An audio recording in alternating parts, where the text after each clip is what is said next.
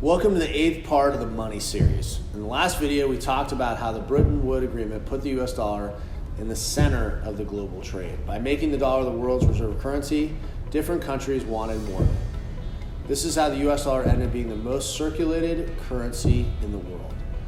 According to the International Monetary Fund, the US dollar makes up over 60% of all known central bank foreign exchange reserves. The euro is a far second at 20%, but the eurozone crisis pulled down the value of the euro.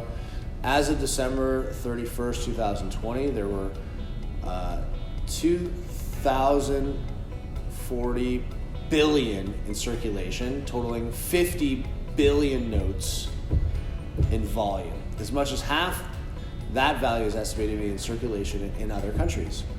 Some of the biggest users of the US dollar are the Soviet Union and Latin America. Many countries have the US dollar as their official currency. The US dollar also rules for forex trading. About 90%, it's a dramatic amount, of the forex trading involves the US dollar. Even the world's debt is mostly in the US dollar. So banks around the world require a lot of US dollars to supply the needs of their clients.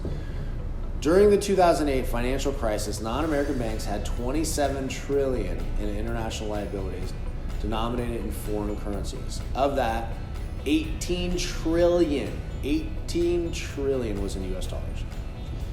How is that significant to us? The Fed had to increase and print more money, US dollars, to keep the economy going. Yes, the demand is good for us, and it was reinforced when the Fed increased the Fed fund rate.